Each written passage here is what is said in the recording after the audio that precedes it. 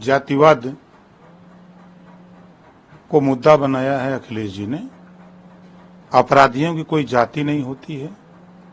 अगर वो जाति की बात करते हैं, अपनी जाति की बात करते हैं, तो 67 मुसलमान अपराधी मारे गए, 20 ब्राह्मण, 18 ठाकुर, 17 जाट गुजर मारे गए, 24 अति पिछड़ा मारा गया और 26 अन्य इनकाउंटर में मारे गए, जो सब अपराधी प्रवृत्ति के थे। इनके विषय में भी अखिलेश जी को बोलना चाहिए था, लेकिन वो तो बोल नहीं रहे हैं। अब जैसा आप बता रहे हैं कि अब दूसरा एक ठाकुर मारा गया है, अब इस पे देखिए उनकी बयान क्या आते हैं कि ये तो गलत हो गया कि सही हुआ है। अब तो वही बता सकते हैं, चूंकि उसके वो मास्टर हैं।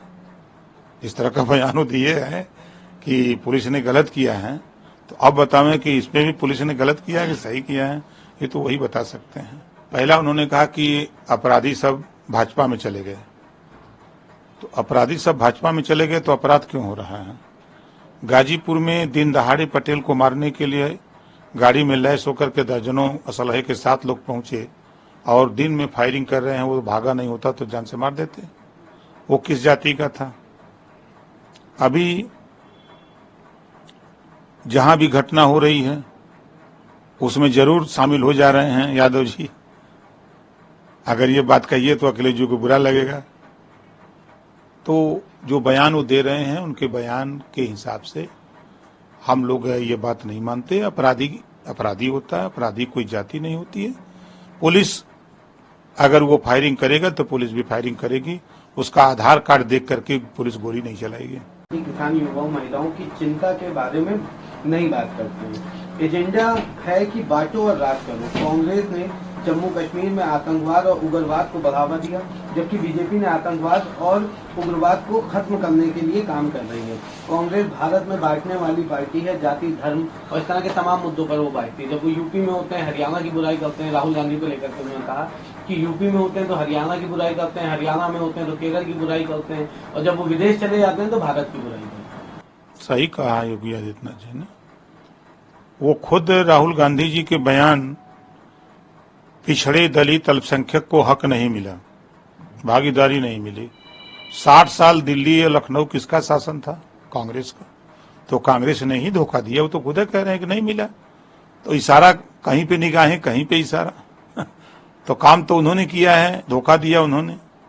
तो वही बात तो सब लोग कह रहे हैं कि अगर लंबे समय तक शासन करने वाले लोग अगर शिक्षा, स्वास्थ्य के विषय में सोचे होते, रोटी कपड़ा मकान के विषय में सोचे होते, तो आज ये नौबत नहीं होती। जो आज तो गरीबों के इलाज के लिए 5 लाख रुपए मिल रहे हैं, उससे गरीब इलाज कर रहा है।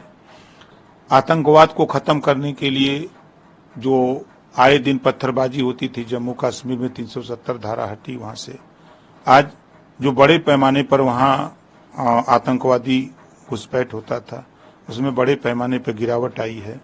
आज पूरे देश में कांग्रेस और सपा की सरकारें होती थी तो बड़े पैमाने पर दंगे होते थे, कर्फ्यू लगते थे। लेकिन आज उत्तर प्रदेश में योगी आदित्यनाथ जी के राज में 7 साल में एक भी दंगे नहीं हुए। मोदी जी के राज में बड़े पैमाने पर अंकुश लगाया गया है। तो ये चीजें कांग्रेस और सपा को पसंद नहीं है। वो लोग चाहते हैं कि दंगे होते तो मुसलमान हमारे साथ रहते, क्योंकि वो हमेशा दंगे करा के मुसलमान का वोट लेते हैं, बोरा का बोरा वोट लेते हैं। जब सरकार बना लेते हैं तब मुसलमान भाई लोग को खाली झोरा थमा देते हैं कि लेके खाली झोरा घूमो, अब बोरा का वोट हमको दो। यही काम तो करते हैं।